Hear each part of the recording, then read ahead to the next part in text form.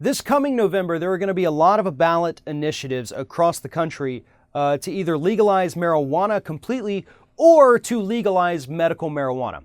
Now, in a lot of states, there is a lot of pushback on these laws from more conservative organizations saying we've got to protect our children. We can't let them be exposed to the marijuana. We have to keep it out of their reach. So we've got to keep it illegal, including medicinal marijuana, which you have to have a prescription for. But God forbid we get people off of prescription drugs. And so when you hear these talking points coming from people, understand this. Those talking points about protecting our children or protecting morality, whatever they want to say, those are literally coming from the pharmaceutical industry.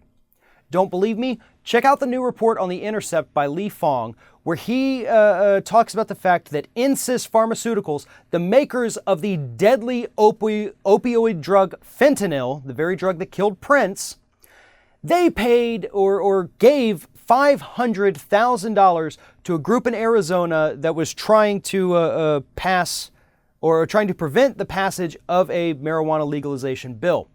So this group that makes these deadly opioids that are killing people, it's 50 times more potent than heroin, they're the ones out there fighting against medical marijuana legalization.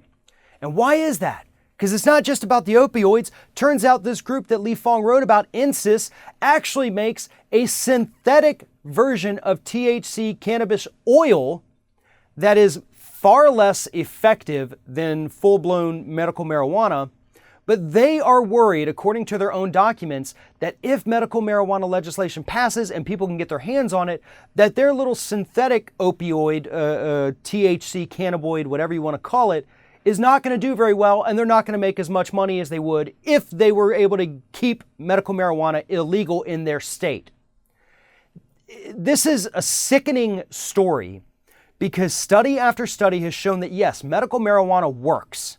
Study after study has shown that Americans are increasingly dying from the use of opioid painkillers. They're addictive, they're dangerous, they're deadly, they're poorly regulated, and people are dying. But the pharmaceutical industry doesn't care about that because, yeah, you might overdose on that bottle of pills, but we still got the money from that bottle of pills, so we're cool with it, right? That's Big Pharma's mantra. That's how they operate. They don't care if people feel better, if they get better. All they care about is to make sure that people keep walking into those pharmacies every day and buying those drugs regardless of what that drug is actually going to do to that person's body. That's why these groups are fighting back against medical marijuana. So anytime you see an ad, a person on television talking about the dangers of medical marijuana, follow the money, and I guarantee you 100% of the time it's going to trace right back to the pharmaceutical industry.